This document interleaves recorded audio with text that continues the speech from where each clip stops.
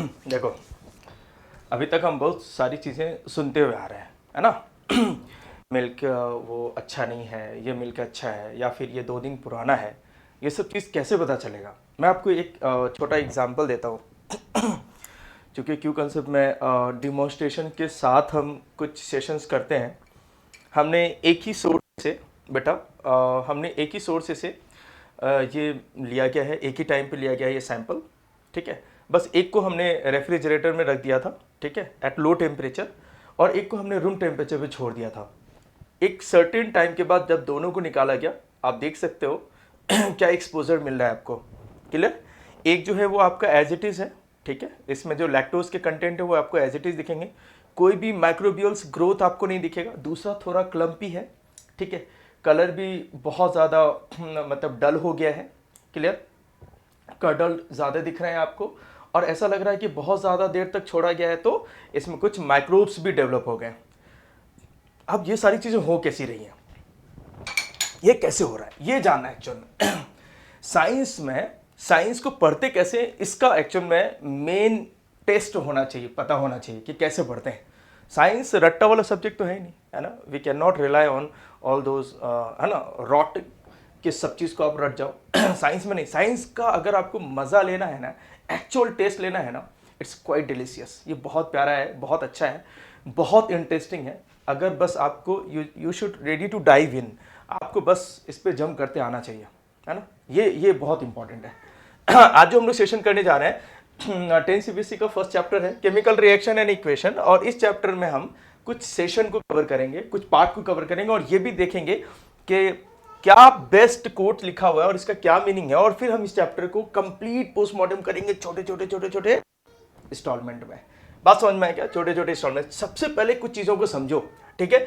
यहाँ पे देखो, बाद में बात करेंगे भाई केमिकल रिएक्शन क्या है, इक्वेशन क्या है, पहले इसके बैकबोन को समझते हैं। अगर हमने, देखो, मुझे लगता है जितने भी अदर देन एनसीईआरटी जितनी भी रेफरेंसेस बुक है ना, सब काफ़ी, मतलब उन्होंने क्या किया है, एनसीईआरटी को इलेबोरेट कर दिया है, एक्सप्लेन कर दिया है। इसका मतलब क्या हो गया है, एनसीईआरटी बहुत प्रिसाइज और कॉम्पैक्ट बुक है, exactly.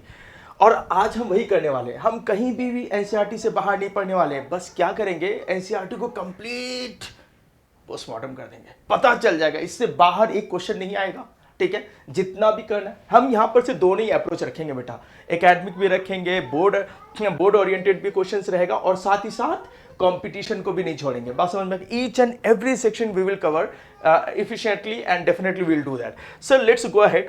First of all we will discuss one by one. चलो बात करते हैं very first chapter chemical reaction and equation, ठीक है, केमिस्ट्री का चैप्टर है। इसमें एक बहुत बड़े जो आपके फिलोसफिस्ट है, उनका ये नाम क्या है उनका, मार्टिन एच फिशर। बेटा मैं इनकी बात कर दूं, है ना, क्या सुंदर इन्होंने कहा है। ये एक अमेरिकन है, ये क्या है बेटा, ये एक अमेरिकन है। एक्चुअल में इन्होंने बहुत सारे कोट्स लिखे हैं, लेकिन उनके 2 कोट्स बहुत फेमस हुए हैं। 2 कोट्स, एक तो आपके सामने है ना, इसको पहले पोस्टमार्टम करेंगे, फिर मजा आएगा कि क्या कहा है इसने। इन्होंने एक्चुअल बताया है कि you should actually test the science, है ना, rather than going through the there what it is.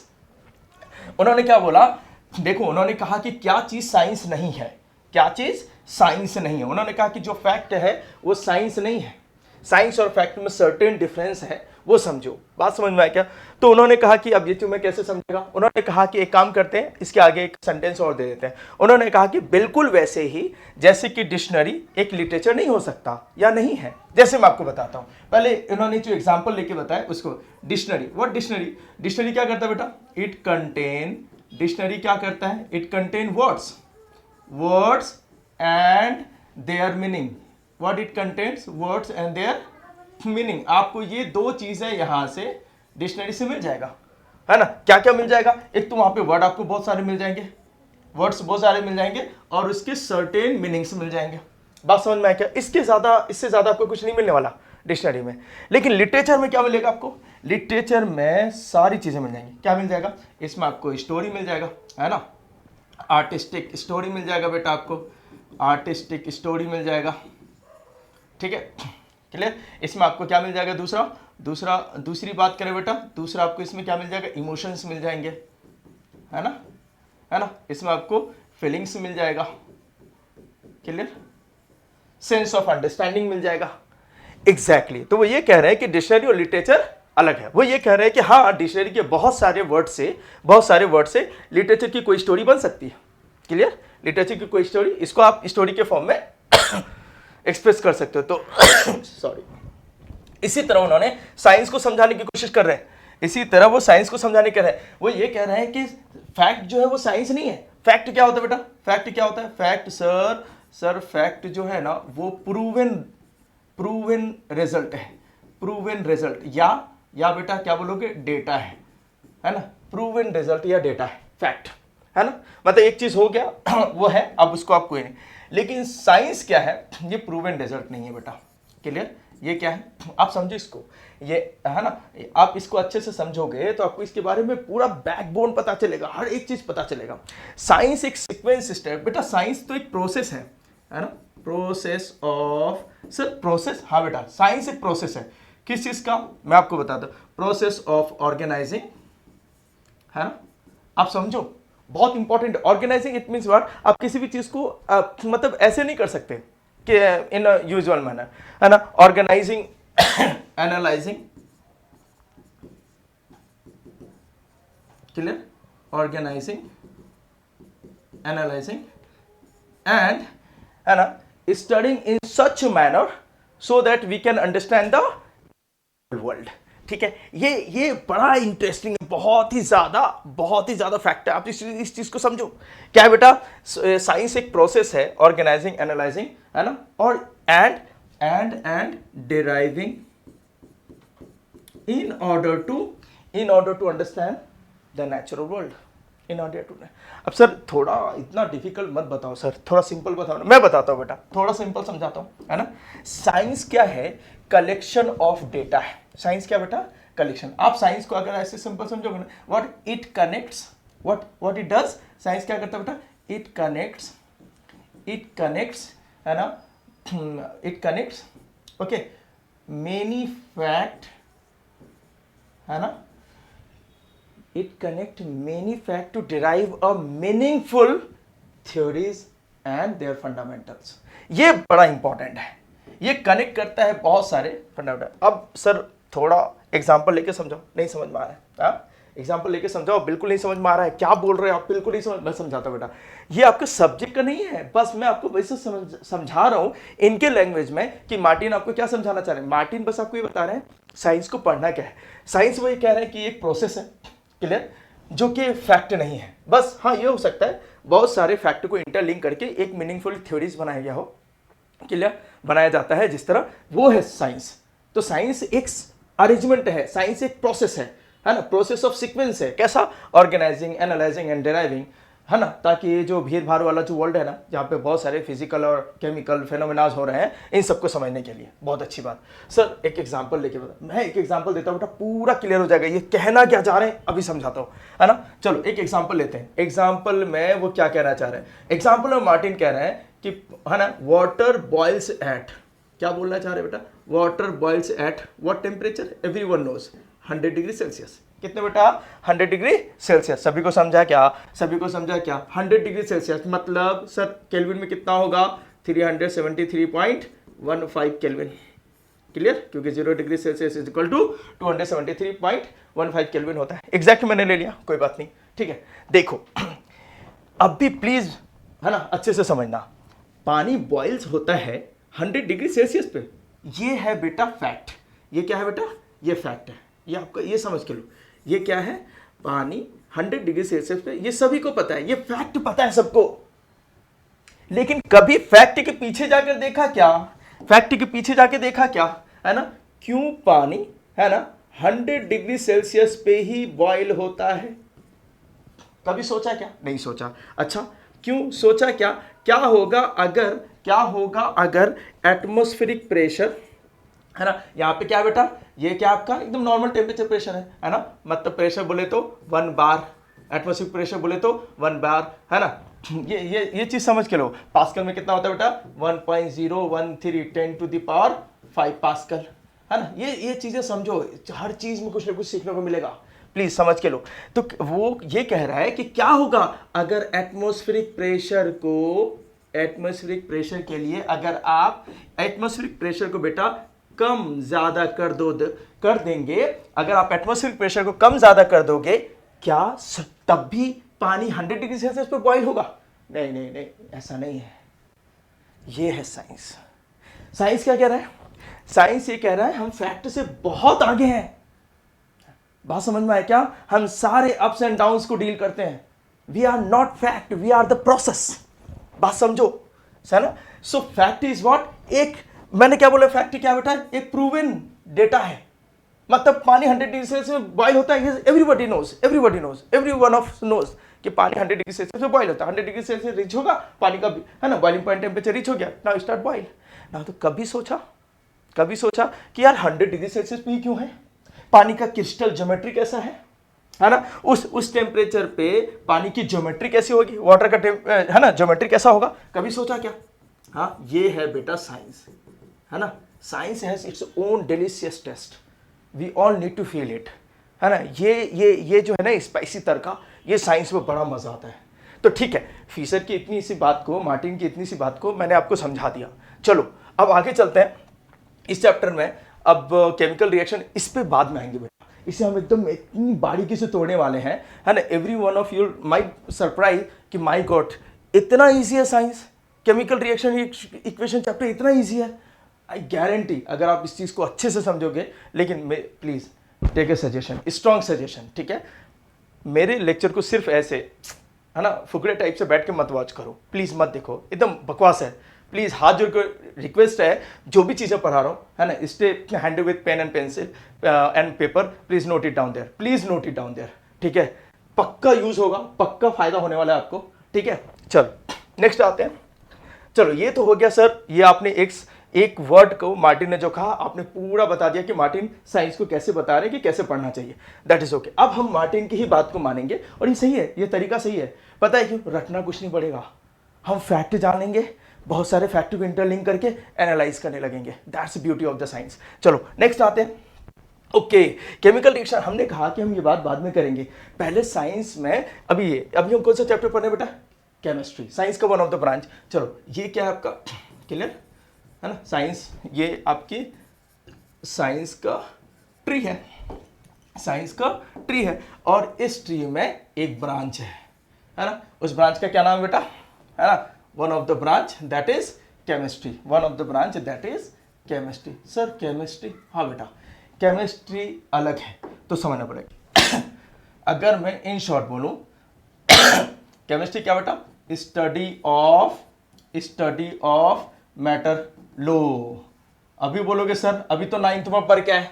Matter in our surrounding is matter around us pure. क्या बोर्डिंग है फिर से बेटा, ये उससे कहीं ज्यादा है, उससे कहीं ज्यादा फैक्ट पे है, उससे कहीं ज्यादा ये प्रोसेस्ड है। मजा समझो, क्या ये स्टडी ऑफ मैटर है, लेकिन चलो ठीक है sir, everybody among us knowing that the matter, okay, of course it has of course it bears certain mass, and if it has certain mass then definitely it will occupy space. Okay, that's it, most fundamental definition. Oh my god, नहीं fact देखो क्या है भाई, matter तो आपने पढ़ लिया, matter तो पढ़ लिया, यहाँ पे मैटर के बारे में पढ़ना है, मैटर नहीं पढ़ना है, मैटर के बारे में पढ़ना है। सर मतलब बेटा मैटर के बारे में पढ़ना मतलब इसकी कंपोजिशन के बारे में आपको स्टडी करनी है। मैटर किस चीज़ से बना? मैटर की प्रॉपर्टीज़ के बारे में स्टडी करना है आपको, है ना? मैटर के प्रॉपर्टीज़ के बारे में केमिस्ट्री में स्टडी करते हैं। सर और बताओ बेटा, है ना, चेंजेस, है ना, चेंजेस अंडरगो, है ना, ये जो है ना, चेंजेस अंडरगोस, ये जो मैटर के, ये जो केमिकल रिएक्शन में जो चेंजेस होते हैं, प्रेसिपिटेशन रिएक्शन, ये जो स्टेट का चेंज होना, ये सब पढ़ना है, ये सब फिनोमेना पढ़ने हैं। बात समझ में आया क्या? मैं इसमें क्या पढ़ने बेटा? फिजिकल और केमिकल प्रॉपर्टीज पढ़ना है, फिजिकल और केमिकल प्रॉपर्टीज पढ़ना है।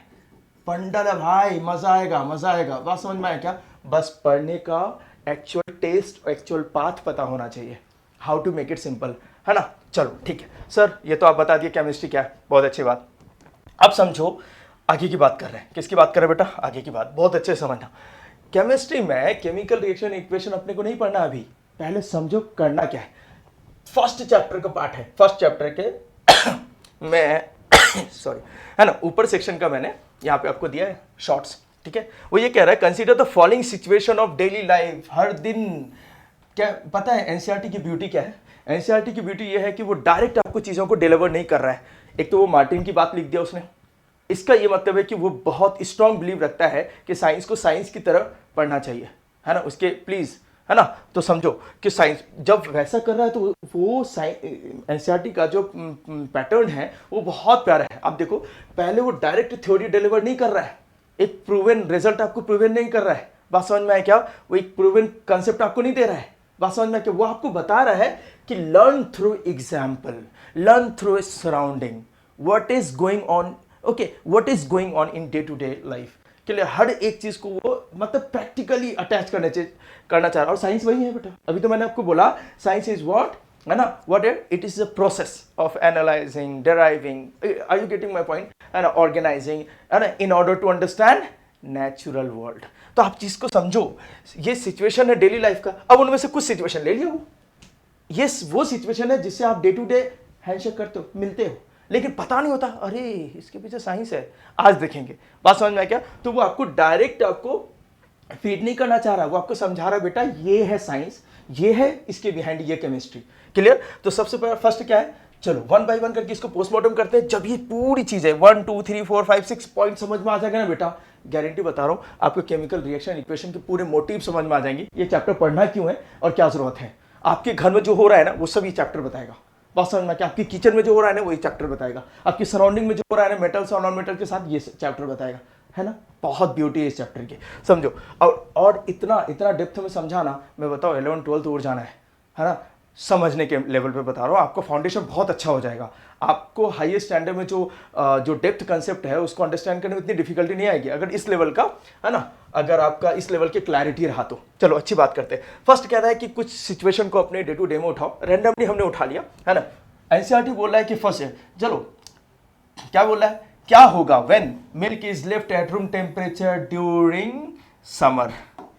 वो कह रहा है क्या क्या कह रहा है बेटा, वो ये कह रहा है कि जब आप मिल्क को रूम टेम्परेचर पे छोड़ दोगे तब क्या होगा। चलो देखते हैं, है ना, इसको, है ना।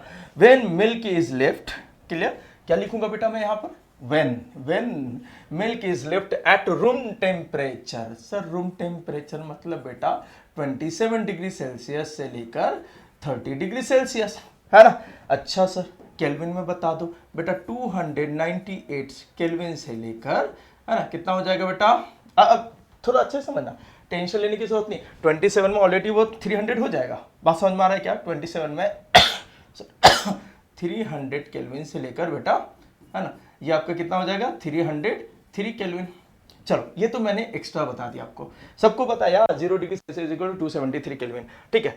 चलो इतनी बात आ गई। सर रूम टेम्परेचर में छोड़ दिया तो क्या हो जाएगा बेटा, आंसर तो डायरेक्ट ये हो जाएगा, क्या हो जाएगा, सबको पता है क्या हो जाएगा बेटा, when milk is okay left at room temperature during summer what will happen, and it will spoil, है ना, ड्यू टू बैक्टीरियल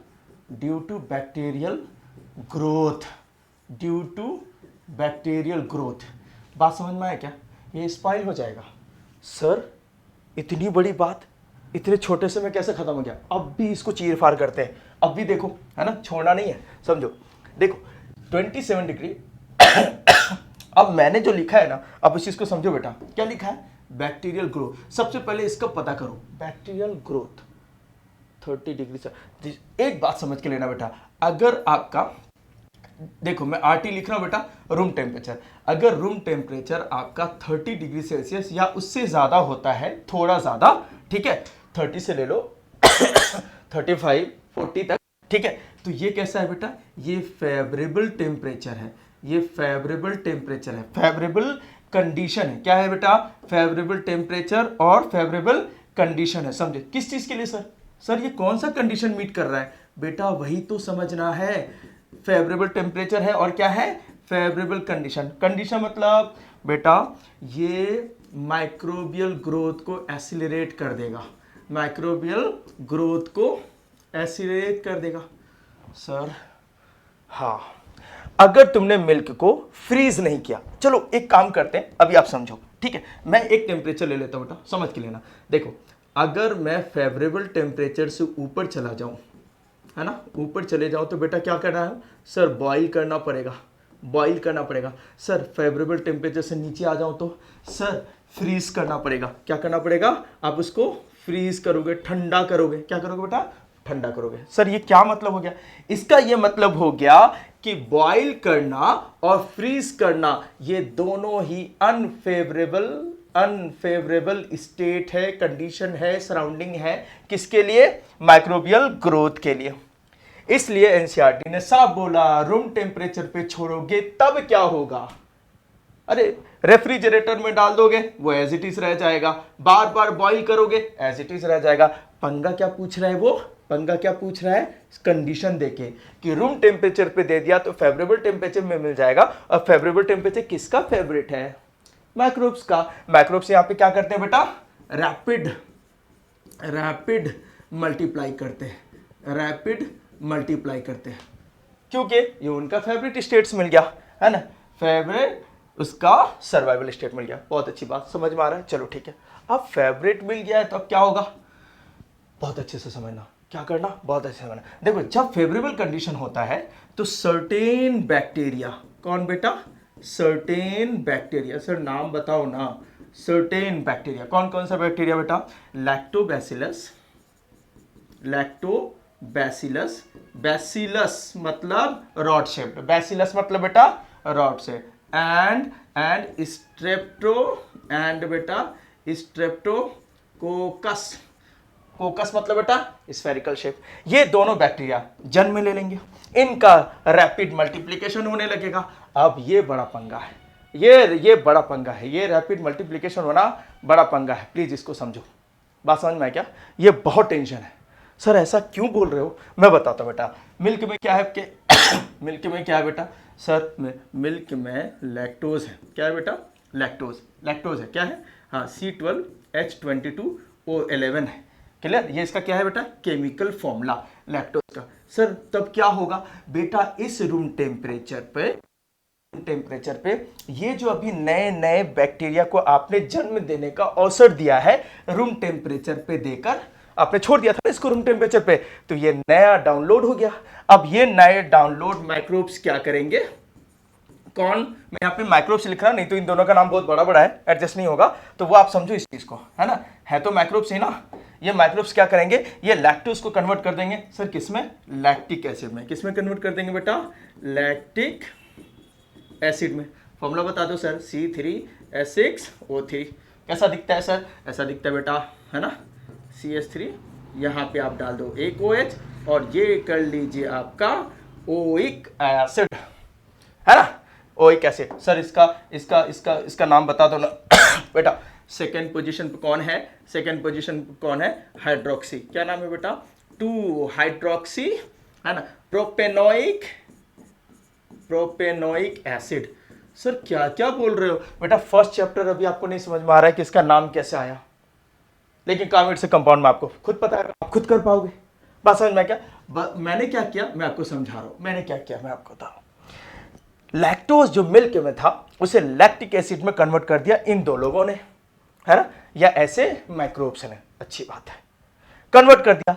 ये नाम जनरल है बेटा, उसका ये केमिकल फॉर्मूला है, जैसे जल, है ना, वाटर जनरल नेम है, ठीक है, उसका केमिकल फॉर्मूला क्या होता है, H2O, समझ रहे हो प्लीज, अच्छा, कार्बन डाइऑक्साइड CO2, बात समझ में आ रही है। इसी तरह समझो लैक्टोज का ये केमिकल फॉर्मूला है, ये इस लैक्टिक एसिड का बेटा केमिकल फॉर्मूला है, इस लैक्टिक एसिड का क्या है बेटा, ये केमिकल फॉर्मूला है। इसका सर ये क्या बना दिया बेटा, ये इसका स्ट्रक्चरल फॉर्मूला हो गया। देखो नाम उसका फॉर्मूला, उसी का स्ट्रक्चर फॉर्मूला और उसी स्ट्रक्चर का ये नाम, है ना। सेकेंड पोजीशन पे हाइड्रोक्सी है तो 2 हाइड्रोक्सी लगा दिया, कार्बन स्केलेटन में 3 कार्बन है तो प्रोपेनोइक, और सर ओइक एसिड क्यों लगाया, क्योंकि बेटा कार्बोक्सिलिक ग्रुप है।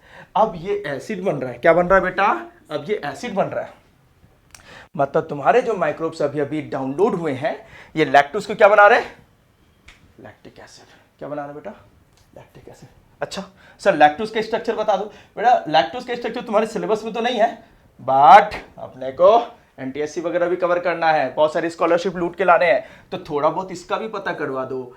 ये बेटा आपको बाइसाइक्लिक टाइप का दिखेगा। कैसा दिखेगा? CH2OH इधर दिखेंगे बेटा।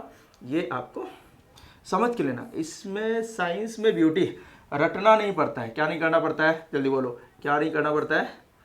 रटना नहीं पड़ेगा। ये आपको OH है, यहाँ पर OH ले लो, ठीक है। ये मैं ऑक्सीजन दे देता हूँ बीच में, क्लियर। और ये ले लीजिए आप, the beauty of chemistry, clear. ये क्लियर, ये आपका OH। वेल सर ये क्या बना दिया बेटा? लैक्टिक एसिड का केमिकल फॉर्मूला, उसका स्ट्रक्चर फॉर्मूला, उसका नाम।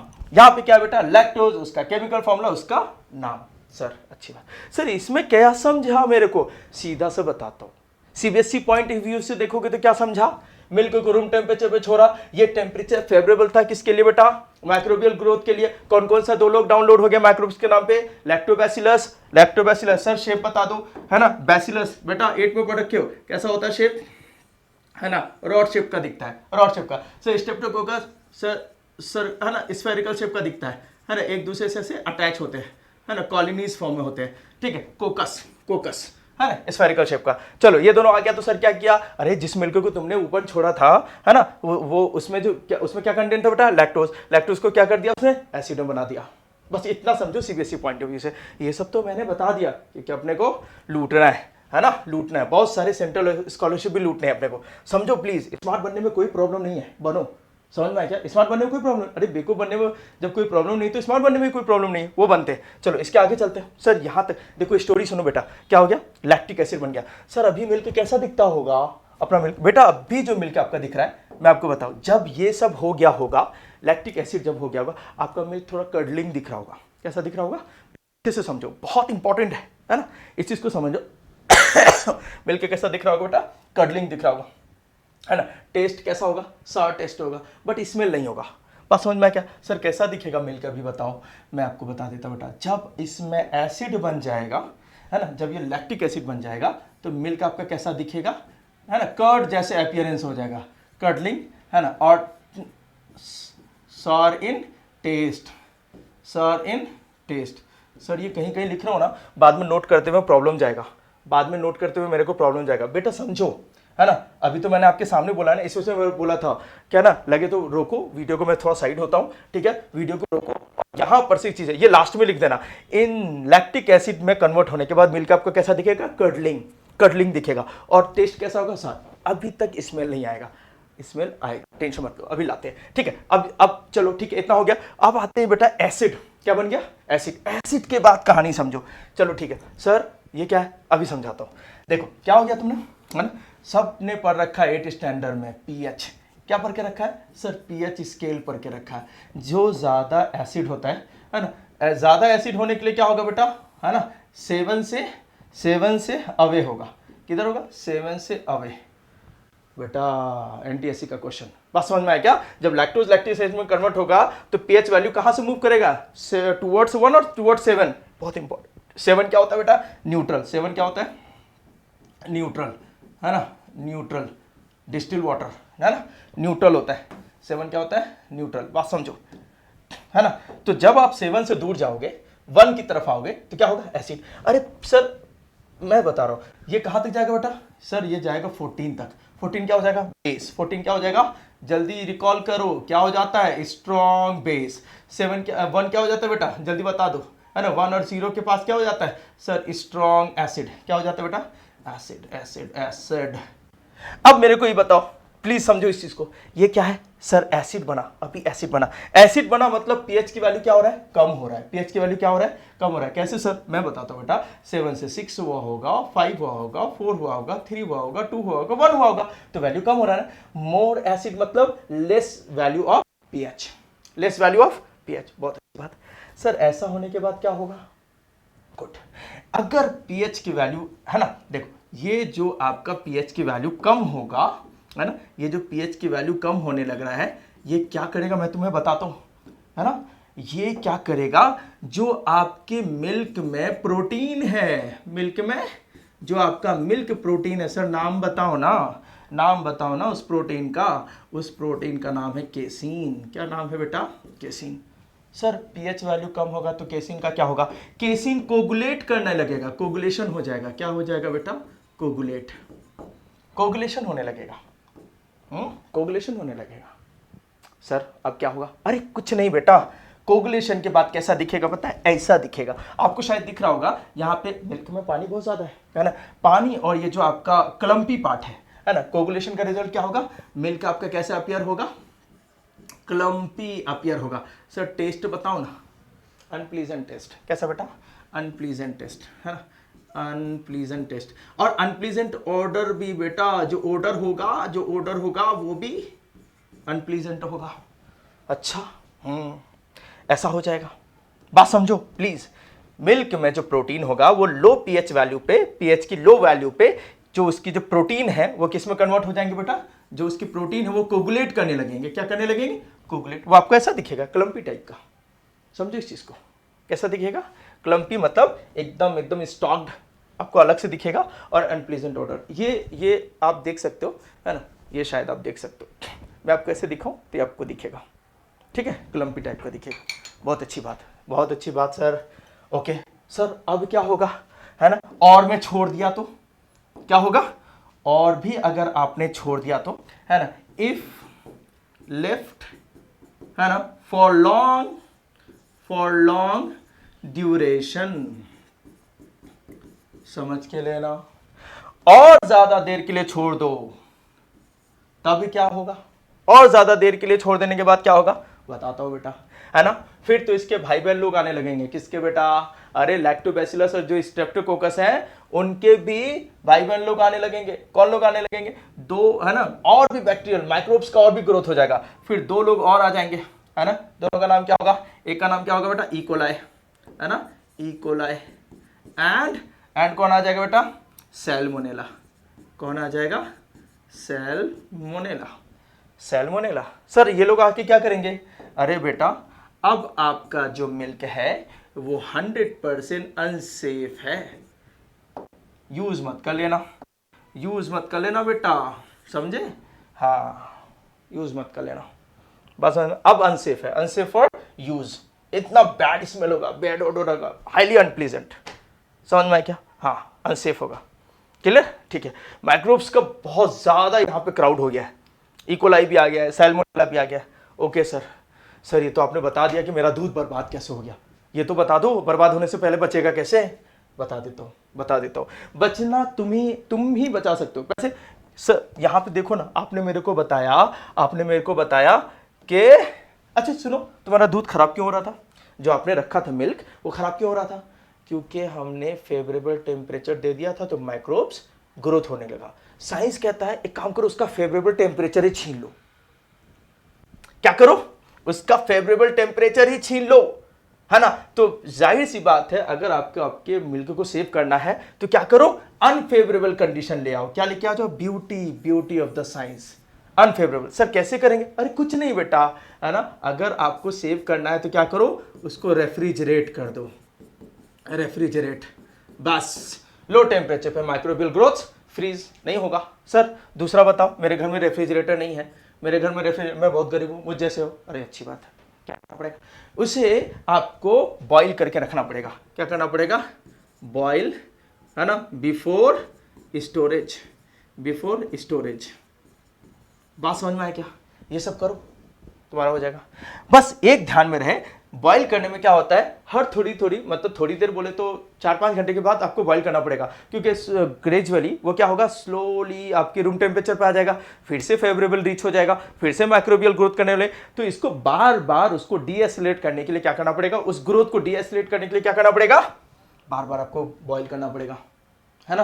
और ये क्या करता है रेफ्रिजरेटर? इसमें नहीं करना पड़ता है। सर बार बार रेफ्रिजरेट क्यों नहीं कर रहे? अरे बेटा ये टेम्परेचर मेंटेन रखेगा। क्या रखेगा? ये जो टी है उसे क्या करेगा? फिक्स रखेगा, उसे मेंटेन रखेगा, लो पे ही रखेगा। बट जो बर्नर पे आपने बॉईल किया है वो इसके टेम्परेचर को बॉईल मेंटेन थोड़ी ना रखेगा। आप तो थोड़ी देर के बाद बर्नर बंद कर देने वाले हो, गैस बर्नर, ये वापस से रूम टेम्परेचर पे आ जाएगा। और रूम टेम्परेचर पे लैंड करने का मतलब क्या हो गया? किसी और को न्योता देना। किसी और को मतलब माइक्रोब्स को। बोलो क्लियर है? मजा आ रहा है? समझ में आ रहा है? बहुत अच्छी बात। एक सेंटेंस को ऐसे तोड़ा, जरा सोचो अगर मैं पूरे एनसीईआरटी के हर एक चैप्टर को ऐसे पढ़ा दूं तो जगह पे सारी चीजें बनेंगी।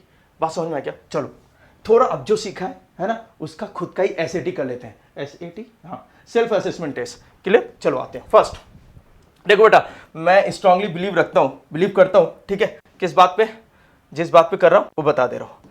मेरा स्ट्रांग बिलीफ ये है कि जो भी क्वेश्चन हो, फिजिक्स, केमिस्ट्री, मैथ और बायो, एसएसटी जो भी हो, सबसे पहले आपको क्वेश्चन अच्छे से पढ़ना चाहिए।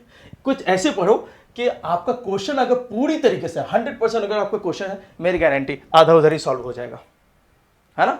इस वजह से मेरे हर एक सेशन में, हर एक जगह आपको छोटा सा, है ना, एक छोटा सा आपको ये स्टिकी, है ना, रिमाइंडर मिलता रहेगा। क्या? Understanding a question is half an answer. चलो देखते हैं। Why does milk spoil quickly when left at room temperature? बस रूम टेम्परेचर लिख दिया, काम खत्म, है ना। Due to the high fat content, ऐसा कुछ बताया नहीं मैंने। Because milk absorbs heat and evaporates, ऐसा भी नहीं है। Because lactose turns into glucose naturally, ओहो रियली, है ना। Due to rapid bacterial growth in warm temperature. और बेटा वार्म टेम्परेचर कुछ याद आया क्या? हाँ सर याद आया ना, अभी तो आपने कहा 30 डिग्री या ऊपर का टेम्परेचर फेवरेबल है, किसके लिए? बैक्टीरियल ग्रोथ के लिए। तो अपना सुंदर सा विद, है ना, 100% स्कोर करने वाला ऑप्शन क्या हो गया बेटा? This one. चलो सर आगे बता, चलो ठीक है बेटा आगे। Which of the following bacteria are responsible for converting lactose into lactic acid? First वाला, बात समझ में आया क्या? फर्स्ट वाला, ठीक है, समझो। E coli and Salmonella, clear? बिल्कुल नहीं, ये तो भाई तुम अनसिफ कर देते हैं, ठीक है। इकोलाई और सैल्मोनेला नहीं। लैक्टोबैसिलस एंड स्ट्रेप्टोकोकस, सर अभी तो आपने बताया, बात समझ में आया क्या? हाँ, इसमें से बार बार बोलता बेटा, जब पढ़ो तो इतना फोकस रहना चाहिए, मल्टी डायरेक्शन में आप नहीं रह सकते, उसको बोलते हैं कॉम्प्रोमाइज।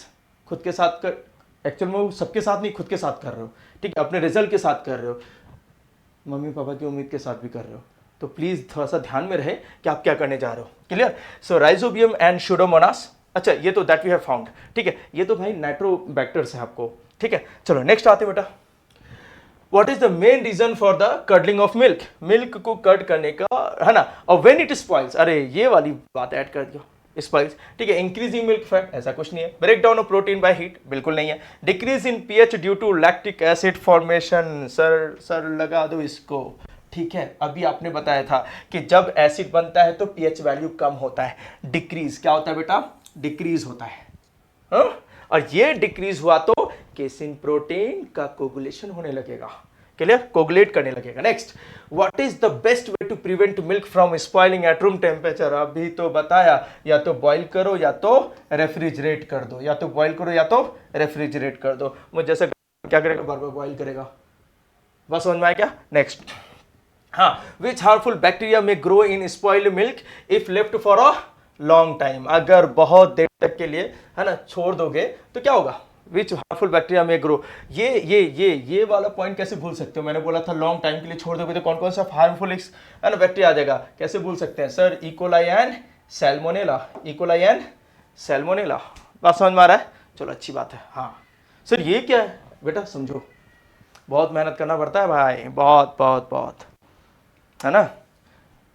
खासकर जो टीचर्स हैं ना, जो यूट्यूब पे कंटेंट बना रहे हैं या फिर जो कोर्स कंटेंट बना रहे हैं, I really appreciate all of those. Even उनके जो एफर्ट्स हैं ना भाई, वो काउंटलेस हैं, मतलब प्राइसलेस हैं, मेरे को समझता है। बात समझ में आया क्या? यहाँ पे हम आपके लिए इतना इजी बनाना चाह रहे हैं, मतलब काश ये हमारे टाइम पे भी होता। इतना filtered content, is just like a processed food आपको सर्व किया जा रहा है, आपको बस खाकर और आपके पेट को और उसके डाइजेस्टिव एंजाइम्स को डाइजेस्ट करना है, बस आपको खाना है, खाने तक का काम। मतलब कौन सा कंसेप्चुअल इस टॉपिक पे कंसेप्चुअल क्वेश्चन कौन सा होगा? क्या क्या हो सकता है? सीबीएसई क्या पूछेगा, या फिर कंपटीशन क्या पूछेगा? सीबीएसई क्या पूछेगा उसको स्टार मार्क्स से दिखाए, कंपटीशन क्या पूछेगा उसको, है ना, आपको गोल्ड मेडल से दिखाए। प्लीज समझो कंसेप्चुअल क्वेश्चन क्या है, क्या आपको करना चाहिए प्लीज। है ना। एप्लीकेशन बेस्ड क्वेश्चन, ये भी जितने भी सीबीएसई के अभी लेटेस्ट पैटर्न है, assertion reason, CSBQ case study based question, है ना। उसके बाद आपका जो पैराग्राफ में आते हैं 2 मार्क्स 3 मार्क्स वगैरह, है ना, सेंटेंस में इन पॉइंट्स में, वो है clear. Experimental and reasoning based question, सब सारे प्रोबेबल इस टॉपिक पे तो मैंने दे दिया, मतलब इससे बाहर कुछ है ही नहीं करने के लिए। प्लीज ट्राई टू अंडरस्टैंड, समझो। तो मैं आपको 3 पार्ट में बताऊंगा इसी टॉपिक पे क्वेश्चन, जहां जहां पे स्टार होगा मतलब सीबीएसई के हिसाब से इंपॉर्टेंट है, कर लेना है, कर लेना है बेटा, कर लेना है, प्लीज याद रखो। और भले जो लोग कंपटीशन ओरिएंटेड नहीं है, जो सिर्फ 10th को करके रखा है कि नहीं मेरे को ठीक है पहले 10th अच्छा करना, तो आप ये वाले क्वेश्चन छोड़ दो, जिससे ये आपको टैग्ड है उसको छोड़ दो। चलो आते हैं फर्स्ट ऑफ ऑल, है ना, कंसेप्चुअल क्वेश्चन, ठीक है। कंसेप्ट क्वेश्चन में आते हैं फर्स्ट, ये आज के टॉपिक पे देखो। सीबीएसई के हिसाब से 2 है, डबल स्टार का मतलब है कि ये ज्यादा इंपॉर्टेंट है, मतलब पीवाईक्यूज में ज्यादा पूछे गए, प्लीज अच्छे से समझो, है ना। Why does milk spoil faster in summers than in winter, you know the answer, ठीक है। इसको एज ए होमवर्क लो, है ना। इन केस अगर आपको सही प्रॉपर आंसर चाहिए कमेंट करो, मैं आपको बता दूंगा, है ना। मैं आपको इवन पीडीएफ शेयर कर दूंगा, ठीक है। चलो अच्छी बात है। Name the macro organism responsible for the clear souring of milk. तो उसके बाद है आप पढ़ सकते हो सब चीज़ें। फिलहाल आपके लिए क्या इंपॉर्टेंट है बेटा, सीबीएसई स्टूडेंट के लिए ये एक इंपॉर्टेंट है और ये एक इंपॉर्टेंट है। ये था what happens when milk is left at room temperature during summers, explain the process. पूरा प्रोसेस ही तो समझाया, बात समझ में आया क्या? बहुत अच्छा। ये किस टाइप के क्वेश्चन में आ जाएगा बेटा, कंसेप्चुअल। चलो आगे चलते हैं, एप्लीकेशन बेस्ड क्वेश्चन। सीएसबी में आता है ऐसा क्वेश्चन, समझ के लो क्या बोल रहा है। Why is milk stored in the refrigerator during hot weather, ऐसा क्यों, आपको ही पता है, ठीक है। नेक्स्ट, हाउ कैन, तो यहाँ पे सीबीएसई पॉइंट ऑफ व्यू से मैं इसको मार्क कर दे रहा हूँ, आपको दिखेगा ही स्टार्ट में जो क्वेश्चन है, ठीक है। How can we prevent milk from spoiling in summers, चलो अच्छी बात है। Last one which is experimental reasoning based question, a student left a bowl of milk outside for a day, ये आता है सीएसबीक्यू टाइप के क्वेश्चन में, है ना, केस स्टडी बेस्ड क्वेश्चन में सीबीएसई का, है ना। उसमें कि the next morning the milk had turned sour in taste, so explain why this happened. Again important question हो गया सीएसबीक्यू में, क्लियर। एक क्वेश्चन यहाँ पे जो है क्लियर, समझ में आए, बाकी सब कॉम्पिटेटिव है। होप से आपको चीजें क्लियर हुआ होगा, ठीक है, होप से चीजें क्लियर होगा। चलो आगे चलते हैं, क्लियर। चलो नेक्स्ट पार्ट क्या बेटा, सर आपने एक एग्जाम्पल को इतना तोड़ के बताया, यस बेटा, इतना तोड़ो कि बाद में तोड़ने के लायक ही ना बचे। अब भी अगर आपने पूरे सेशन को अच्छे से समझ लिया है, डू यू थिंक, और आपने प्रैक्टिस भी कर लिया है, और आपको उस पर फेवरेबल क्वेश्चन भी दे दिए गए हैं, उससे ज्यादा ट्विस्ट कर ही नहीं सकता क्वेश्चन, या हुआ तो कंसेप्ट की क्लैरिटी बहुत क्लियर है, क्लियर, होप सो। चलो let's jump to the next example of day to day life. What okay, an iron, बेटा आयरन का तवा ले लो, पैन ले लो, या फिर ले लो। अगर आप इसको ओपन एटमोस्फेयर में, ह्यूमिड में अगर छोड़ दिया तो क्या हो जाएगा, चलो करके देखते हैं। छोड़ दिया तो ठीक है, देखो ह्यूमिड मतलब बेटा समझ के लो, है ना, मॉइस्चरस, क्लियर, मॉइस्चर क्या है बेटा, मॉइस्चर। सर मॉइस्चर, हाँ मॉइस्चर क्या होता है बेटा, सभी को पता है क्या होता है, water vapours present in air,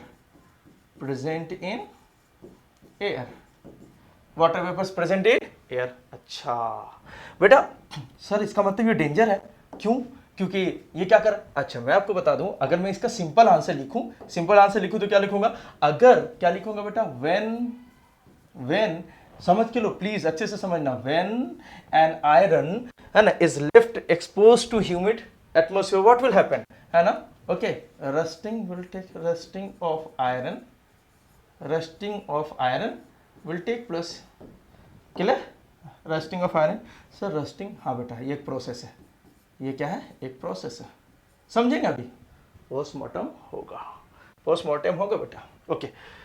sir अगर ह्यूमिड में छोड़ा मतलब मॉइस्चर में मतलब बेटा, मॉइस्चर में प्लीज समझ के लो, मॉइस्चर का मतलब या वाटर वेपर से बोल रहा है, मतलब क्या होगा, इसमें पानी भी है और ऑक्सीजन भी है, पानी भी है बेटा और ऑक्सीजन है, प्लीज अच्छे से समझो, क्लियर। मॉइस्चर में मतलब सर मॉइस्चर खराब है, नहीं, कुछ चीज़ें में अच्छा है, कुछ चीज़ों में खराब है, कैसे मैं बताता हूँ आपको। किधर अच्छा है सर, मैं बता देता हूँ बेटा किधर अच्छा है। देखो एक तो हाइड्रेशन में हेल्प करता है, किस में करता है बेटा, हाइड्रेशन में, याद है ना गर्मी में, क्लियर। आपको कूलिंग इफेक्ट देगा ड्यू टू इवापोरेशन। एक तो हाइड्रेशन में, अगर आपकी बॉडी है ना, अगर बाहर ही मॉइस्चर ज़्यादा है तो आपकी बॉडी डिहाइड्रेट नहीं होगा। अगर बाहर ड्राई एयर ब्लो कर रहा है तो जाहिर सी बात है आपकी स्किन से बहुत सूखे पड़ जाएंगे। ठीक है, नेक्स्ट सर, नेक्स्ट बेटा, नेक्स्ट ले लो, किसमें, फोटोसिंथेसिस में भी हेल्प करेगा ये, फोटोसिंथेसिस में भी हेल्प करता है। ओके, अच्छी बात है, अच्छी बात है। सर नुकसान क्या करता है? एक नुकसान तो तुमको साफ दिख रहा है, क्या कर रहा है? एक नुकसान तो है ना, एक जो डैमेज कर रहा है वो तो साफ दिख रहा है, क्या सर? रस्ट, है ना, रस्टिंग प्रोसेस कर रहा है, अपने मेटल्स बॉडी को खराब कर रहा है। ओके ओके सर, दूसरा बताओ, है ना बेटा, ये क्या कर रहा है? आप अच्छे से समझो। It damages the building, it damages the building, buildings को खराब कर रहा है, इट डैमेजेस द बिल्डिंग, है ना। ओके, एक तीसरा लिखो, है ना, it affect the health, it affects the health. Sir क्या बात कर रहे हो आप, हेल्थ को कैसे इफेक्ट करेगा? मेरे बेटा बच्चों जरा देखो, अफेक्ट द हेल्थ, हाँ नहीं समझा ना, कनेक्शन, साइंस का कनेक्शन, कनेक्शन समझो बेटा, है ना, ये बहुत इंपॉर्टेंट है, कनेक्शन समझो। ठीक है, ये ले लो, क्लियर, कनेक्शन। कनेक्शन क्या है? कनेक्शन समझो, अगर मॉइस्चर रहेगा, मॉइस्चर बोले तो ह्यूमिडिटी, अच्छा, और ये क्या करेगा? माइक्रोब्स को अलाउ करता है ग्रोथ में। अब माइक्रोब्स जब आपके ग्रोथ में करेंगे, अब माइक्रोब्स तो दो नहीं होते हैं, अगर बैक्टीरिया ही देख लो तो हार्मफुल बैक्टीरिया भी है और यूजफुल भी है। लेकिन ऐसे बैक्टीरिया, अगर हार्मफुल बैक्टीरिया ग्रोथ करेंगे, देखो कभी भी ड्राई, कभी माइक्रोब्स ग्रो नहीं कर पाते हैं, नहीं कर पाते, उनका वो फेवरेबल स्टेट नहीं होता, फेवरेबल सराउंडिंग कंडीशन नहीं होता। क्यों सर? अरे एक एग्जांपल देख लो, ब्रेड एंड टोस्ट, है ना, ब्रेड को देख लो 3 से 4 दिन की वैलिडिटी, क्यों? मॉइस्चर है, अरे उसके बाद उसमें फंगस लग जाता है, मतलब माइक्रोब्स उसमें डेवलप हो सकते हैं क्योंकि वो ऑलरेडी मॉइस्टेंड है। अच्छा, और टोस्ट देख लो, पूरी तरीके से सेम मटेरियल से बनने वाला, सेम टेम्परेचर पे बनने वाला टोस्ट जो है, देखो बेटा पूरा ड्राइड है ना, मतलब उसमें मॉइस्चर है ही नहीं, ह्यूमिडिटी है ही नहीं, देखो उसी की लाइफ देखो 3 महीने रह जाएगा। 3 दिन रहने वाला ब्रेड, उसी का अदर फॉर्मेट जो ड्राइड फॉर्मेट है, जो मॉइस्चर नहीं है जिसमें, वो 3 महीने रह, क्यों? माइक्रोब्स, जो माइक्रोब्स के लिए जो फेवरेबल कंडीशन है, जो मॉइस्चर, वो अवेलेबल नहीं है। आप इस चीज़ को समझिए, तो ये अफेक्ट करेगा। ठीक है, चलो फिलहाल तो हमें इनसे मतलब नहीं, हमें किससे मतलब है? आयरन को खराब करना है ना, प्रोसेस ही वही बताया, क्या करना है? रस्टिंग पे ध्यान देना है। किस पे? रस्टिंग पे। रस्टिंग क्या बेटा? शॉर्टकट में बोलो, ईटिंग ऑफ द आयरन, है ना, आयरन का खत्म होना। क्लियर? कैसे? अच्छा, कैसे खत्म होगा?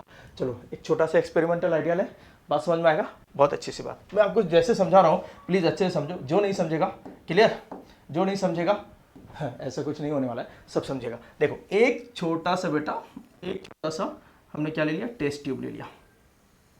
टेस्ट ट्यूब मेरा कभी अच्छा नहीं बनता, बट ठीक है, इवन दो आई ट्राई। ठीक है, एक बन जाए बस, बाकी तो अपन कॉपी कर लेंगे। ठीक है, ये देख लो, ये आपका एक टेस्ट ट्यूब बना लिया मैंने, इसके कॉपी कर लेंगे। चलो सर आपने 3 बना लिया, हाँ बेटा 3 बना लिया, है ना, तीनों के नाम कर रख देता हूँ, एक है ए, दूसरा है बी और तीसरा बेटा सी। अच्छा सर, ओके, उसके बाद क्या करेंगे? उसके बाद मैं इसमें आयरन नेल्स डालूंगा। क्या डालूंगा बेटा? Iron nails. Clear? Iron nails डालूंगा। ठीक है, ऐसा करोगे सर? हाँ बेटा ऐसे ही करूँगा, आयरन नेल्स डाल दूंगा इसमें, थोड़ा आयरन नेल्स, ये आयरन नेल्स इसमें डाल दिया, ये आयरन नेल्स इसमें डाल दिया। चलो 2-2 करके सब में डाल देता हूँ, है ना, क्या कर रहा हूँ? 2-2 करके सभी में डाल दिया। चलो अच्छी बात है, दोनों ही करके सब में डाल दिया। प्लीज़ अच्छे से समझना बच्चा, हाँ, 2-2 करके सब में डाल दिया, अच्छी बात है। अब क्या होगा सर? आयरन नेल्स आपने ABC ले लिया, चलो ठीक है, एक काम करो, है ना, प्लीज़ अच्छे से समझना, है ना, मैं इसके थोड़े से कलर बदल देता हूँ ताकि आपको समझे कि हो क्या रहा है, क्या हो रहा है, ताकि आपको समझ में आए कि चल क्या रहा है ना, स्टोरी में क्या दम है। ठीक है, चलो अच्छी बात है। एक में आप क्या करो बेटा? पानी डाल दो, एक में क्या करो? वाटर डाल दो। प्लीज़ अच्छे से समझना, एक में आपने यहाँ तक वाटर फिल कर दिया, अच्छी बात है, वाटर फिल कर दिया, इसको ओपन छोड़ दो, ओपन छोड़ दो, बहुत अच्छी बात है। दूसरे को क्या करना है आपको? सर इसमें भी पानी डाल देते हैं, ओके, इसमें भी पानी डाल दो। चलो इसको पहले लॉक कर देते हैं, है ना, पहले यहाँ तक लॉक कर देते हैं। चलो इसमें भी वाटर डाल दिया, अच्छी बात है। तीसरे में वाटर मत डालो, रहने दो थोड़ा, है ना, आपको पूरा समझ में आएगा। ये इसको पूरा ओपन रखते हैं, ये पूरा एक्सपोज्ड है ना। क्यों एक्सपोज का मतलब बेटा? मतलब इसमें एयर को आना अलाउ है, इसमें इसको लॉक कर दो इससे। अच्छा इसको लॉक नहीं करोगे तो भी चलेगा, एक काम करते हैं, इसके ऊपर ऑयल डाल देते हैं, इसके ऊपर थोड़ा सा ऑयल डाल देते हैं। अब रह जाएगा इस पर क्या बेटा? ऑयल। चलो ये हमने ऑयल डाल दिया, ओके, हमने ऑयल डाल दिया, ठीक है, मतलब पहले से लॉक हो गया। ऑयल डालने का मतलब क्या हो गया, पहले से लॉक हो गया, मतलब अब जो एयर आएगा वो इसके डायरेक्ट कांटेक्ट में नहीं आएगा, ऊपर ही रह जाएगा, ऑयल से ऊपर। चलो अच्छी बात है, मतलब ये जो आपको एटमॉस्फेरिक ऑक्सीजन आएंगे वो आपको इधर ही निकल जाएगा, कोई मतलब ही नहीं, क्योंकि बाहर क्या है, अंदर रास्ता ही नहीं जाने का। बात समझ में आ रहा है क्या? हाँ, प्लीज़ अच्छे से समझो, क्लियर। नेक्स्ट वाले में सर इसमें क्या होगा, अरे इसमें तुम क्या करो, पहले बेटा करना क्या है वो मैं बता रहा हूँ। इसमें आप छोटा सा एक, पहले ये सब कुछ डालने के बाद आप इसको क्या करो, आप इसे क्या कीजिए, एक रबर कॉक से बंद कर दीजिए, एक रबर कॉक से बंद कर दो, ओके, ये लो, मैंने इसको रबर कॉक से बंद कर दिया, अच्छी बात है, चलो अच्छी बात है, ये बंद हो गया। सर ऐसा करने से क्या होगा, आपने जब नेल रखा था, आपने जब नेल रखा था तो इसमें तो एयर तो था ही, हाँ, अब एयर था तो इसके लिए मैं जुगाड़ बताता हूँ बेटा, क्या करना, जुगाड़ जुगाड़ जुगाड़ कर रहा है ना, यहाँ पे डाल दो एक पाउडर, क्या डाल दो बेटा, पाउडर। सर पाउडर का नाम बेटा कैल्शियम क्लोराइड। सर ये कौन है बेटा, ये ड्राइंग एजेंट है, कौन है, ड्राइंग एजेंट, LIC एजेंट नहीं, ड्राइंग एजेंट। सर क्या करेगा, अरे बेटा अगर इसमें मॉइस्चर रह भी गया तो भी वो ड्राई हो जाएगा, मतलब आयरन नेल को कुछ नहीं मिलने वाला। तो क्वेश्चन है कि सर कौन कौन सा रस्टी हो जाएगा, कौन कौन सा इसमें रस्टी हो जाएगा। सर ये हो जाएगा, क्यों क्यों हो जाएगा, क्योंकि रस्ट होने के लिए पानी चाहिए और ऑक्सीजन चाहिए। ऑक्सीजन बोले तो एयर में तो है ना बेटा ऑक्सीजन, कितना, लमसम एक्सक्यूज मी 21% है ना, वो ऑक्सीजन मिल जाएगा, खुश। सर इसमें नहीं हो पाएगा, क्यों, अरे सिर्फ पानी मिला है, सिर्फ क्या मिला है बेटा, सिर्फ जल मिला है। एक काम करते हैं, जल को ऐसे लिख देते हैं तो दोनों तरफ से कवर हो जाएगा, क्लियर, इधर से भी है ना और इधर से भी। चलो सर इसका ऊपर वाला ही बता दो ना, ये क्या लिया है बेटा, ये मैंने ऑयल लिया है, ठीक है, और ये क्या लिया है सर, ये हमने लिया है आयरन नील, आयरन नील, ठीक है, चलो अच्छी बात है, आयरन नील। ये वाला नहीं हुआ क्योंकि इसको सिर्फ पानी मिला, मतलब सिर्फ पानी मिलेगा तो रस्ट नहीं होगा, पानी के साथ साथ कौन चाहिए, तरका, ऑक्सीजन का। बात समझ में आया क्या? अच्छा सर ये भी नहीं होगा, ये भी नहीं होगा, क्यों नहीं होगा बेटा, क्योंकि इसे मिला ही नहीं मॉइस्चर, ना पानी मिला ना। एक इस एक्सपेरिमेंट से आपको ये समझ में आ जाएगा कि रस्टिंग होने के लिए जरूरत क्या है, रस्टिंग होने के लिए क्या जरूरी है, दोनों ही चाहिए, दोनों ही चाहिए। बात समझ में आ रहा है क्या? हाँ दोनों ही चाहिए। चलो करके देखते हैं हो क्या रहा है अब प्रोसेस में। चलो हमने क्या लिया था बेटा, आयरन ले लिया था। आयरन में क्या था, हमने समझ के लेना, बहुत इंपॉर्टेंट है। आयरन में आपने क्या डाला, ऑक्सीजन, ऑक्सीजन को भी अलाउ किया, वाटर को भी अलाउ किया, बन गया क्या, फेरिक हाइड्रोक्साइड। सर ये क्या बना दिया आपने, ये तो रस्ट नहीं, बिल्कुल रस्ट नहीं है, इसको हम क्या बोलते हैं बेटा, है ना, हाइड्रेटेड आयरन ऑक्साइड। क्या बोलते हैं बेटा, हाइड्रेटेड आयरन ऑक्साइड। सर ये क्या है, अभी समझा, अभी समझ, बैलेंस कर लेते हैं। चलो यहाँ पे से 4 आयरन ले लो, ये 4 हो जाएगा। बात समझ के लेना बेटा, बहुत इंपॉर्टेंट है। बात समझ में क्या, ये 4 लिया तो ये कितना ले लोगे, ये 6 ले लो, है ना, 3 2 6, है ना, यहाँ पे भी कितना हो रहा है, 4 3 12। एक काम करो, ये आपको ले लो 6, है ना, और वाटर, बैलेंस हो गया। इसे क्या बोलते हैं बेटा, शॉर्मेटिक कोएफिशिएंट। आगे जाके पढ़ेंगे इसी चैप्टर में, शॉर्मेटिक कोएफिशिएंट आगे बढ़ेंगे। चलो ठीक है सर, अभी आपने फेरिक हाइड्रोक्साइड बनाया, ये तो हाइड्रेटेड है, ये क्या बेटा, हाइड्रेटेड आयरन ऑक्साइड, बट ये रस्ट नहीं है। अगर आपने, है ना, अगर आपने इसको अभी भी, है ना, वही ओपन एटमॉस्फेयर में छोड़ दिया तो जानते हो नतीजा क्या होगा, अब बनेगा रस्ट। क्या बनेगा बेटा, Fe2O3.XH2O। ये है बेटा आपका सुंदर सा रस्ट, नजर ना लगे, क्या है ना, ये है एकदम टीका लगा दो, मस्त, Fe2O3, ये है आपका रस्ट। सो CBSE पूछ लेते कभी कभी, रस्ट का फॉर्मूला बताओ, Fe2O3.X2O। सर ये क्या होता है बेटा, ये जो होता है ना, ये समझ के लेना, ये थोड़ा इंपॉर्टेंट है ना, ये आपको स्लैंकी होता है, मतलब चिपकता नहीं आयरन से, पाउडर टाइप के होते हैं, है ना, ये निकल जाएगा, काश से चिपक जाता। ये क्या होता है बेटा, नॉन स्टिक होता है। कैसा होता है बेटा, नॉन स्टिक, है ना, नॉन स्टिक होता, ये स्टिकी नेचर का नहीं होता है। अगर ये स्टिकी का होता तो ये चीज बन जाता ऊपर वाला कोटिंग, और ऊपर वाला कोटिंग क्या करता, अंदर वाले आयरन नेल को सेव कर देता, फर्दर ऑक्सीडेशन नहीं होने देता, फर्दर ऑक्सीडेशन नहीं होने देता। पंगा ये है कि नॉन स्टिकी है, नॉन स्टिकी है, नॉन स्टिकी क्या बोलते हो बेटा, फ्लैंकी। बात समझ में, ठीक है, ये नॉन स्टिकी है, ये निकलेगा अंदर, बाहर वाला जो नया सरफेस है फिर से वो इसी मॉइस्चर को एक्सपोज करेगा, फिर से वही प्रोसेस होगा, फिर से वही रस्टिंग प्रोसेस होगा। बात समझ में आ रही है? ये इंपॉर्टेंट है। कहानी है सर कैसे बचाएं, बचाने के बहुत तरीके हैं, आपको ही पता है ना। सस्ता सस्ता सस्ता सर, सबसे सस्ता बताओ। सबसे सस्ता बेटा ऑयल या ग्रीसिंग कर दो। क्या कर दो बेटा? ऑयल या ग्रीसिंग कर दो। ऑयल या, सर ऐसा क्यों बेटा? साइंस बोलता है फैक्ट को जानो। अरे सीधी सी बात है, सीधी सी बात है बेटा। इधर क्या हो रहा है? एयर, वाटर और आयरन नेल आपस में कांटेक्ट में आ रहे हैं, इनके कांटेक्ट को ही तोड़ दो। क्रिएट अ बैरियर, है ना। हमें क्या करना है? मॉइस्चर के और आयरन नेल के, कोई भी मेटल जो बॉडी है ना, जो नेकेड, नेकेड का मतलब बेटा है जो पेंटेड नहीं है, ओपन है, ठीक है, कोई कोटिंग नहीं पड़ा हुआ है उसमें, ऐसी वजह से जो नेकेड मेटल्स हैं। बात समझ में? नेकेड मेटल में समझ के लेना, थोड़ा मतलब प्योर मेटल की बात कर रहा हूँ या फिर थोड़ा बहुत इम्प्योर, ऐसे नहीं, कहानी है, अच्छे से समझना, बहुत अच्छे से समझना। बात समझ में क्या? समझो। तो क्या होगा बेटा? तो ऑयल और ग्रीस करोगे तो आपका कांटेक्ट टूट जाएगा, बाहर जो मॉइस्चर है वो डायरेक्ट मेटल के कांटेक्ट में नहीं आएगा, आपका मेटल बचे। लेकिन ये क्या है? सस्ता बट नॉट टिकाऊ। तो टिकाऊ के लिए क्या करते हैं? थोड़ा सा ऊपर और थोड़ा सा ऊपर क्या करें? सर पेंट कर देता हूँ। हाँ चलेगा ना, पेंट करो, पेंट करो, चलेगा बिल्कुल। वो भी क्या है? एक बैरियर है सर। लेकिन उससे अच्छा बताओ, उससे अच्छा क्या करोगे बेटा? गैल्वेनाइजेशन कर सकते हो। क्या करोगे? गैल्वेनाइजेशन। सर ये क्या है? अरे बेटा जिंक का कोटिंग। गैल्वेनाइजेशन क्या है? जिंक का कोटिंग। बात समझ लो, है ना, जिंक का कोटिंग। सर कुछ ऐसा बताओ। अच्छा सर मेरे को एक सरप्राइज करके बताओ, है ना। मेरी मम्मा जो है ना, मेरी जो दीदी लोग हैं, वो किचन में 3-3 बार बर्तनों को, जो किचन यूटेंसिल्स हैं उनको 3 बार ब्रेकफास्ट, लंच और डिनर के बाद वो पानी के कांटेक्ट में ला रहे हैं। एटमॉस्फेयर में ऑक्सीजन है, तो वो सारे किचन यूटेंसिल्स क्यों नहीं रस्टी हो जाते हैं? हम तो उसे कभी पेंट नहीं करके रखते, हम तो कभी उसे ग्रीस और ऑयल लगा के नहीं रखते, फिर भी कैसे सेव हो रहा है? बेटा वो आयरन नहीं है, वो क्या है? अलॉय है। वो क्या है बेटा? अलॉय। सर नाम बताओ ना बेटा। एसएस है वो। एसएस बोले तो stainless steel. Sir stainless steel मतलब वो रस्ट नहीं होता? नहीं है, तो आयरन ही, बट उसमें जर्मीनियम का तरका है। किसका? बहुत बहुत बहुत बहुत इंपॉर्टेंट, प्लीज समझ के लो, है ना। लेट मी हैव वाटर, ठीक है, थोड़ा मुझे थोड़ा हम ना, चलो अच्छा चलो जाने दो, बाद में लेंगे। चलो ठीक है। क्या बेटा? अलॉय। इसमें क्या? एसएस, सॉरी जर्मेनियम बोल रहा हूँ।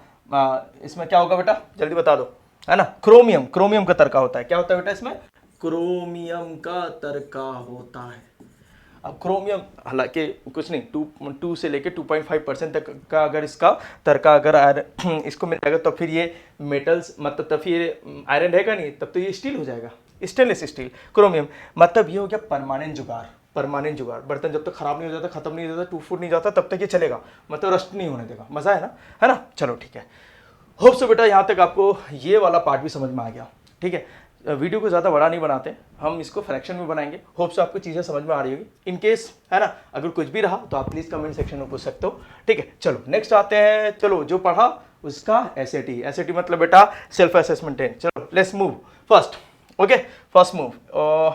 चलो very one. So what happens when an iron nail is expose to humid atmosphere? बस ह्यूमिड में ही छोड़ना है, अजीब सी बात है, वो भी लॉन्ग टाइम के लिए, है ना। चलो फिर से मैंने कह रहा हूं बेटा, to understand that the question is half solved, please try to understand. It remains unchanged, it becomes shiny, it gets covered with a reddish brown coating. reddish brown coating क्या बेटा? इसी को तो बोलते हैं बेटा रस्ट। इसी को क्या बोलते हैं? रस्ट। सर फॉर्मूला बता दो सर, सीबीएसई वाले पूछते हैं, है ना। Fe2O3XH2O। बोलो बात समझ में आया क्या? सर ये X क्या लिखते हो? अरे बेटा ये नंबर ऑफ वाटर मॉलिक्यूल्स है। क्या बेटा?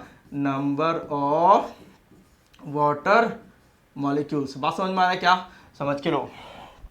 Next, okay, what is the main chemical process responsible for rusting of iron?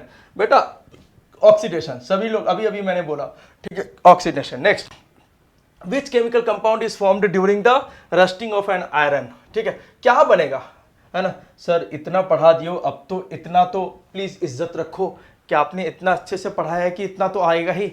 बात समझ में आया क्या? हाँ चलो नेक्स्ट, क्लियर। हाँ, which 2 essential conditions are required for the rusting of iron? क्या 2 तरके चाहिए आयरन को बर्बाद करने के लिए, है ना। क्या 2 तरके चाहिए? तरके का नाम बेटा कौन कौन चाहिए? सर वाटर और ऑक्सीजन, वाटर एंड ऑक्सीजन, ये लाइफ भी देता है और लाइफ लेता भी है मेटल्स की।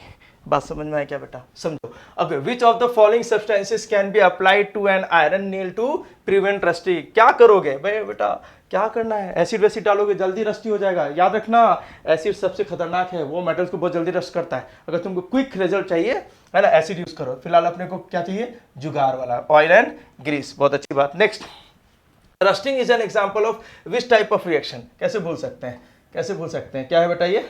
रेडॉक्स है ना सर, रेडॉक्स। हाँ बेटा, आगे जाके पढ़ोगे रिडक्शन प्लस ऑक्सीडेशन। बात समझ में? रिडक्शन और ऑक्सीडेशन, रेडॉक्स रिएक्शन है। दोनों ही अगर ऑक्सीडेशन और रिडक्शन दोनों ही अगर साइमल्टेनियस होता है तो रेडॉक्स हो जाता है। क्लियर? एक ऐसा केमिकल रिएक्शन जिसमें कभी तो ऐसा होता ही नहीं, हाफ हमें मतलब हाफ रिडॉक्स मिले ऑक्सीडेशन मिले, दोनों ही मिलते हैं। Next, which method is commonly used to protect iron object from rusting? Sir अभी आपने पढ़ाया, अभी आपने पढ़ाया सर, धोती मत निकालो, इतना तो बताया है, अभी तो बताया है कि जिंक का कोटिंग किया ना, उस प्रोसेस को क्या बोलते हैं बेटा? गैल्वेनाइजेशन। ठीक है, उसमें अपना आयरन बच जाएगा। चलो next, what is the effect of salt water on the rusting of an iron nail? क्या होगा, है ना, क्या करेगा बेटा? सॉल्ट वाटर डालोगे तो it accelerates rusting, it accelerates rusting. बात समझो प्लीज अच्छे से। ठीक है, next, why does painting coating N iron nail prevent rusting? ऐसा क्यों, ऐसा क्यों? क्योंकि ये कांटेक्ट के बीच में आ जाता है, मतलब है ना, ये तो ब्रेकअप करवा देगा, ये तो ब्रेकअप करवा देगा, है ना। अगर पेंट और कोटिंग करवाओगे तो ये आयरन जो आपका एक्सपोज्ड है, मेटल जो है, वो आपको मॉइस्चर के साथ क्या कर देगा? एक बैरियर है, एक बाउंड्री बना देगा, और बाउंड्री चाहिए ही चाहिए। बाउंड्री के लिए तो पेंट गैल्वेनाइजेशन वगैरह करवा रहे हैं। चलो अच्छी बात है। ठीक है, next part, which metal is used in galvanisation to prevent rusting? Okay, galvanisation बोल दिया तो मतलब जिंक अपना बाबा। बात समझ में आया क्या बेटा? गैल्वेनाइजेशन बोल दिया तो जिंक अपना बाबा। बहुत अच्छी बात। सर ये क्या है? अरे अभी तो बताया, ये क्या है? ये क्या है बेटा? फिर से, इसमें ज्यादा ब्रीफ नहीं करते, शॉर्ट में आते हैं। कंसेप्चुअल क्वेश्चन क्या है बेटा? 3 स्टार। अरे अरे चमत्कार, चमत्कार, है ना। Right the chemical equation for the rusting. पूरा बताया बेटा, है ना। इस वजह से मैं बोल रहा हूँ, जब मेरे सेशन हो रहे होते हैं तो प्लीज नोट करो, प्लीज नोट करो। ठीक है, हाँ। और हम अपने आप को क्या समझ सकते हैं? हम अपने आप को क्या समझ लेते हैं? अरे we are the son and daughter of the Einstein, है ना, उनके पुत्र एंड पुत्रियां हैं। सब देखेंगे, इधर छाप लेंगे, है ना। काश ऐसा होता। ठीक है, हम तो भूल जाते हैं। सब बेस्ट तरीका ये है कि अगर आप इसमें मास्टर होना चाहते हो, है ना, साइंस के, है ना, अगर साइंस को आप फिंगर टिप पे लाना चाहते हो तो बेस्ट वे, जैसे जो मैं पढ़ा रहा हूँ, प्लीज स्क्रीन को पॉज करो, वो सारी चीजें नोट करो और इसे आप खुद से ट्राई करो। बात समझ में आया क्या? Rusting of iron is a redox reaction justify with the help of reaction.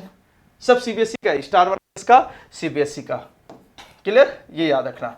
Next, sir why is galvanisation preferred over painting for protecting iron from rusting? ये कौन सा क्वेश्चन में आएगा बेटा? Application based. एप्लीकेशन बेस्ड में question rust के ज्यादा है ना।